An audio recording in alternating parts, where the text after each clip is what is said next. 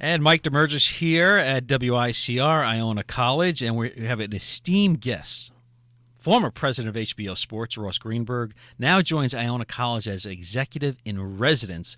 Boy, we're really rolling out the royal carpet for you, Ross. I First might off, have to start living here. welcome to Iona. The buzz is in the air. The students are excited. The faculty is excited. The president of Iona College, Dr. Nye, is very excited. Talk about the relationship you're going to have here at Iona College. Well, it's interesting. My father actually graduated from Iona College in 1977. He was 56 years old. He had had 3 years at the University of Texas, then went into World War II, and lived up here in Scarsdale, which is where I grew up. And then he graduated here in 77, getting his fourth year under his belt and his BA from here. So, it's kind of a homecoming in a way. My dad ended up teaching, and so I'm really excited about the prospects. And I've been working with students for many, many years. Even though I was at HBO and working for 35, 37 years, I always was in touch with the student body at various colleges, including my own alma mater. What's the biggest misconception you have with students? Because they have stars in their eyes when they hear about sports and entertainment, and everybody wants to be the next Brian Gumbel or the next Chris Berman. What kind of conversation do you have with that student when they first come in? Because a lot of them don't understand the hard work, and you really have to start at the bottom and work your way up. Yeah, I mean, that's obvious. I did that, obviously. I was a production assistant when I got out of Brown University in 1977. You do have to work your way up, but there is a lot of opportunity out there. In 2016, the amount of job opportunity is almost awesome to think about. In reflection, we had 3 networks up and running when I got out of college. So now you have everything online. You have everything in the world of sports at your beck and call, and the opportunities are tremendous for students. And I like to encourage students rather than depress them that it's a tough industry to get into. But I think they have to be prepared. They have to understand that they're going to have to work hard, learn their craft. But a lot of them can learn their craft right here at Iona, which is exciting because you do have the facilities to do that. Many universities didn't have that back then. So I think the student body also has a leg up in that they are the first generation that understands the new media and technology that exists in our world today. They're the ones that are navigating through Facebook. They're navigating through all the different distribution systems that have sports media at heart. And so I think they're the ones that can teach the older generation a little bit about distribution as they wander into the workforce. And it's funny, you talk about distribution, and you have over 100 TV sports awards, 53 Emmys, 8 Peabodys. The face of the way the younger generation watches sports is changing before our eyes right now. And certainly the networks have to be concerned on how they're going to really grab the attention of the younger audience. Despite football's high ratings, baseball, basketball, all the other sports really got to consider on how people are going to watch the games in the future. That's absolutely true. There'll always be a place. Actually, sports is the last bastion of the place where advertisers can actually know that their audience is going to be there for a live broadcast. So in a way, it's sports that's propping up the networks and keeping them with a nice cash flow situation in their business. That's amazing concept to grasp. But the other thing is there's so many distribution mechanisms online and elsewhere to deliver content, and the kids are sapping it up, and they're looking for different little video clips on a Bleacher Report or on Yahoo or on ESPN.com, so that the whole thought process of delivering video is changing, and audio. Podcasts, as you know, are just going through the roof as we speak, especially as well. this podcast right here, right? Yeah, man, we're attracting millions. Yeah, I was reading an article. A former sports program director was saying, and I felt this way for years. National radio is very difficult to get across. ESPN does it great, but for other companies like Fox Sports Radio, and you have CBS Sports Radio Network as well, the average fan really doesn't want to listen about a team in Kansas City. Kansas City. Yeah. If you're in New York, I mean, you get away with it with football a little bit because Yes. it's we get so many of the highlights. We're able to watch several games on any given night. You don't have that aspect of baseball. So even the way you listen to radio, it's not just only a team in Kansas City, but in New York here we have 11 professional teams. I don't want to hear about the Nets. I want to hear about the Yankees. I might want to hear about the Yankees or the Jets all year round. So I'm getting the sense the way we listen to radio that we're almost going to have almost team radio networks going 24 hours. Yeah, you're going to have narrowcasting the same way television now has a golf channel or a tennis channel. I think you're going to see teams devote an entire 24-hour day to their team. And so our New York Jets could easily have a 24-hour radio station on a daily basis, and they're going to get tremendous tune in the New York metropolitan area. And frankly, there are a lot of Jet fans sprinkled around the country. So I think you're right. I think that will pop up more and more, and you'll get this specialized kind of listening and viewing audience. You've produced some incredible pieces over the years.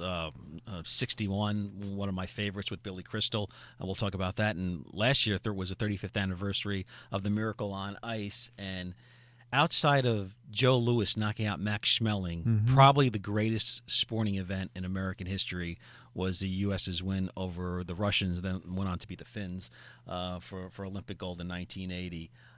Talk about the process of putting that together, and you had to feel like you were really part of American history as you were doing this. Yeah, I mean, I was actually on a plane 1980 going out to the West Coast. I had just started at HBO 2 years earlier, so I was going out there for some edit or something, and on the plane, the pilot came on to announce the score.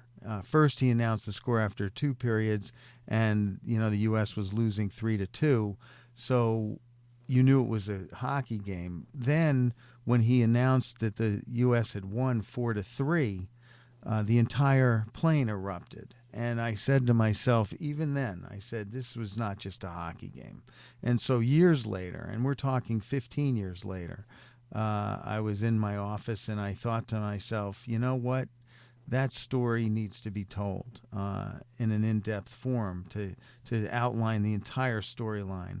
Not only the assembly of the team by Herb Brooks, but also the way America was dealing with their problems, whether it was the Iran hostage crisis or the problem with You're getting giving gasoline. me chills as Yeah. you're doing that because it was such a turning point in American history. Yeah. That you were able to blend. Okay, here's a sport, but what's going on in America? What's going on internationally with the gas lines, the hostages? America being at a low all time that I remember as a young kid, and maybe we're facing some of that now too. So it's almost very relatable. And then there were these little college kids that had assembled as a hockey team to beat, the mighty professional in asterisk Russians, and that single game galvanized this entire country to kind of get back up on their feet, along with these kids that had done what they had done on the ice, and it'll be a story that lives on forever, and I was glad to be a part of it and show it to the American public. And we have the distinct pleasure of being joined by Ross Greenburg, former president of HBO Sports, and joins Iona as the executive in residence here, starting in the fall 2016. Let's talk about 61 a little bit.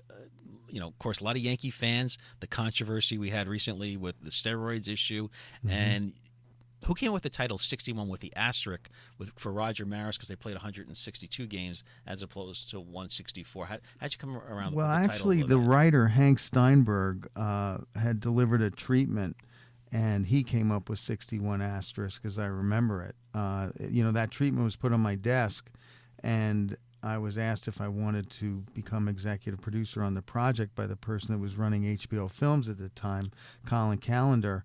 And so then I immediately reached for the phone and called up Billy Crystal, because the two of us had talked about doing a Mickey Mantle film like 5 years earlier, because I had met with Mickey and was trying to get his rights.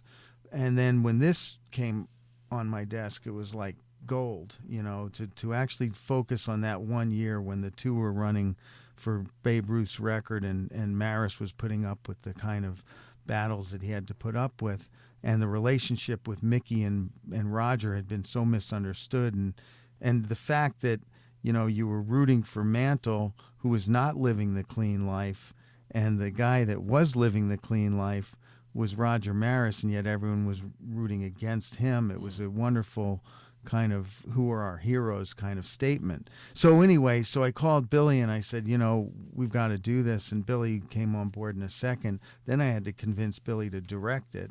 Kind of had to convince HBO to allow Billy to direct it as well.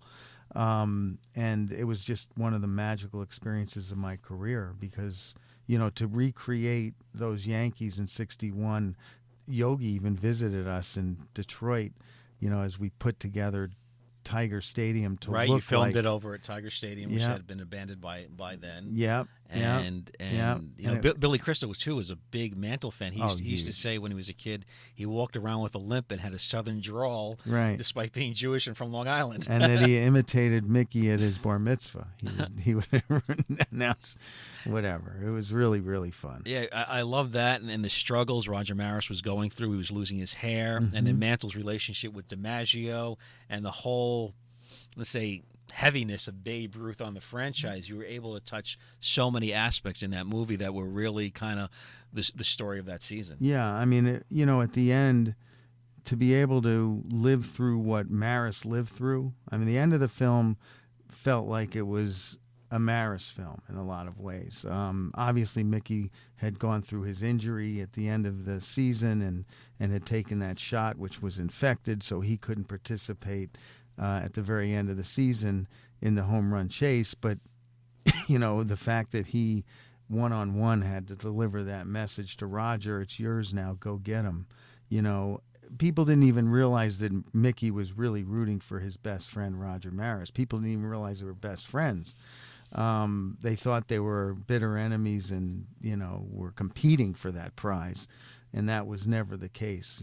On Mickey's tombstone, it says, the team, one of the great teammates. It was very important to Mickey to be portrayed as a great teammate amongst his buddies on the field. And also, Mickey Mantle, drank a lot, and they played day games back then. But I thought another thing that was brought out in the film was how he played hurt. Oh, yeah. I don't think a player today could have played in the physical condition that Mantle was with he had his hip and his knees and everything else, because he hurt those knees in the 1951 World Series when he yielded to Joe DiMaggio and he stepped on a drain, and he was never the same after that. Correct. And, both knees were shot by 1961. But, and of course he had done some damage to his arm. So we had a portrayal in one scene of him hitting a home run basically one-handed during that season. The fact that he hit 54 through that season with those amounts of injuries that he had is incredible. Absolutely remarkable. And speaking of remarkable, another one of your pieces, 9 Innings from Ground Zero. This had to be one of the most probably gut-wrenching projects you ever had to work on, because it happened in our backyard. Yep. And you know what? It was personal experiences that drove me to it, because, believe it or not, my mother died September 9th, 2001 in Texas. And so I was actually at her funeral giving a eulogy when the planes hit, if you can believe it. So I had to find my way back to New York. And a month later, I never forget telling my wife I'm going to Game 3 of the World Series at Yankee Stadium. And she said, you can't go. It's too dangerous. And I said, you know what, Michelle, I got to get back to some normalcy here. I've got to go. And so I went, and I sat there, and, of course I didn't vote for him, but the fact that George W. went up to the mound, and instead of just throwing it from the third row, he wanted to demonstrate to the American public, you should not fear, going to the mound and throwing out a first pitch, even though there were sniper repellents all around the upper deck of Yankee Stadium to make sure no one was going to, actually snipe at him. And there was a huge row of Secret Service, around the field at Yankee Stadium. It was a chilling day, and the Yankees ended up winning that game. And so the next day, brought a couple producers into my office at HBO, and I said, I don't know when, but we're going to make a documentary because this isn't about baseball. Whenever there's a story that transcends baseball or any sport, it becomes a documentary in my mind. And in that case, it was all about galvanizing New York to get back to normalcy and get people back to some sense that they can, go on their daily lives and root for their Yankees. And so then Joe Levine, the producer, went out and found a lot of people that were directly connected to the events of 2001, whether it's a pilot's daughter or whatever, who were Yankee fans, and we weaved the story of that incredible 3-month period. And I think, all these years later now, it'll be 15th anniversary. We're planning on doing an Iona screening next fall, commemorating that. And I think it's very important that people always remember what it was like in New York during that fall. I think we can't ever lose sight of it. And this film will bring back all those emotions year after year. I remember going down to New York City just a couple of days after the towers went, probably a week after. And you go to New York City today and you hear beeping and horns blaring. You didn't see one horn blare. It was quiet. People were respectful. It was like a pall was placed over the city for months to come. So it really changed New York in many ways. And at that time, when you turned on your sports station, all of a sudden sports hosts had to become kind of psychologists and had to really prep themselves in international affairs. So it changed the way the industry did broadcasting because people, like you said, wanted some sort of normalcy, and they grabbed towards sports, and it changed the way hosts had to really react with the listeners. And not only that, it changed our attitude toward the police force, the fire department. It changed our community feeling. People really rallied. Remember all the flags that went up? Yes, absolutely. I was up in Canada too at the time, and I had some flags in my car, and some firemen asked me for some U.S. flags. We had some great support up in Canada too. Yeah, I mean, it brings a tear to your eye, and it's horrible that a tragic event like that brought people together, but we should remind ourselves of it, especially in this day and age when you see all the infighting and the politics and the craziness that is this presidential election. And do you think the sports franchises and leagues learned something from the Kennedy assassination by holding off before playing a game right away? Yeah, I mean, of course, Pete Rozelle went to his grave and said it was one of the great mistakes of his life that they continued to play football, but it was Bobby Kennedy that told Pete Rozelle, go on and play the games this weekend, because John Kennedy would have wanted it that way. So, I mean, there are times when you have to make those kinds of decisions in sports, and really the decision then is no different than what happened in 2001. Remember, there was this 3 weeks where nothing happened, and then all of a sudden Piazza goes and hits the home run at Shea Stadium, and then the Yankees made their run into the World Series. And again, you did see the normalcy come back in people's lives because sports is one of those great unifiers that can do that. There aren't that many forms of entertainment or life that can actually get people back to a normal feeling after an event like that. That's our Pearl Harbor. Yeah. I mean, the people of Hawaii felt that way.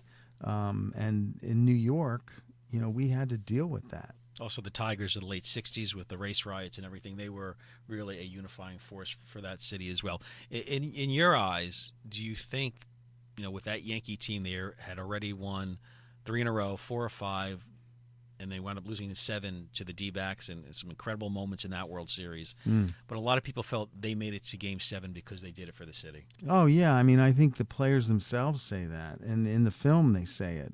Derek and many others, they knew that the sounds of Yankee Stadium were different. Having been there, I can tell you, I had been to many playoff games, by then, because remember they had the run, 95, 6, 7, and 8. So by 2001, you knew what it felt like in that stadium, but I'm telling you that Game 3, the sound in there was different. It was as loud as any stadium I've ever heard. It was, people just wanted to exhale from that, and it definitely drove them. And don't forget, I had that meeting with the staff after Game 3, but it was in Game 4 where those heroic, crazy back-to-back home runs were delivered by Tino and then Derek And at Brocious the stroke of too. midnight. And it was, Yeah, are you kidding me? it was surreal. It was It totally was. surreal. I said, If you didn't believe in ghosts or Yankee lore, you did at that moment. yeah, You did at that moment because you saw things that you couldn't believe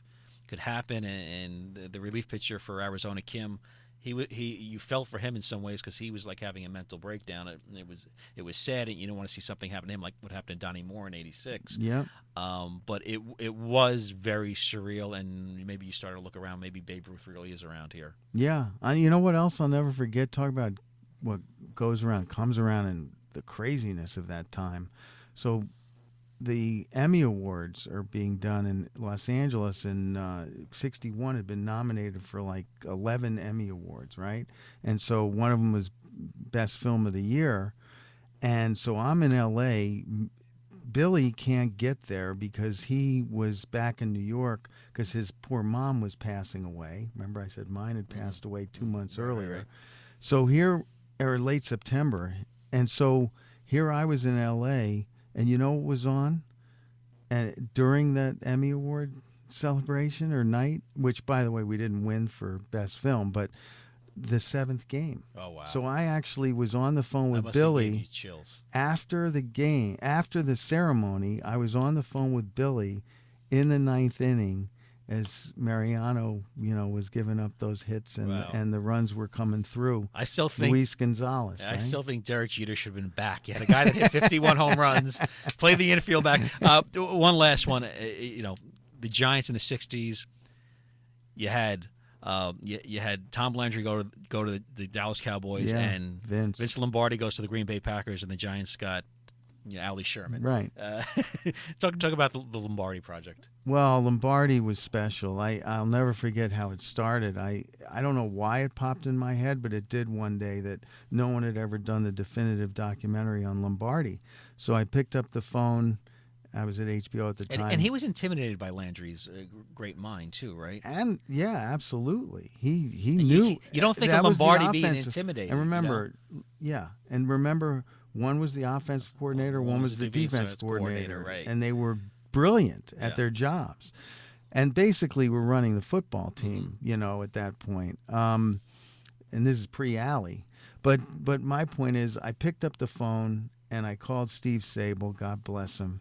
And his secretary connected him, and I got on the phone. Steve answered, "Hello," and I said, "Lombardi," and he said, "Okay, let's go." Wow. So that's really how it started, because he knew exactly what I meant. He was reading my mind. He knew how good a documentary it was, and that there was a generation that had no idea who this man was. And in fact, I think a lot of people really didn't understand the intricacies of how he became Vince Lombardi. That's a fascinating part, and in a lot of ways, you went to Fordham in New York here, and became a legend in football history. It's really incredible. Well, you are a legend in broadcasting, and we are fortunate enough to have you here at Iona College from HBO Sports, the new executive in residence. I like that. You like term. executive yeah. in residence. Glenn Ross thought of Greenburg joins us, and you start teaching in the fall. And boy, the kids are going to learn a lot. You're going to be on the Hagen School of Business. We welcome you here in Mass Comp to talk to the kids as well. And the school overall is really blessed to have you. Over 100 TV Sports Awards, 53 Emmys, 8 Peabodys. Am I missing anything? No, you've got it all. I got Mike. it all? Okay. Thank you. Thank you so much, and welcome to Iona. We're really lucky to have you. Thank you very much. Got it in there.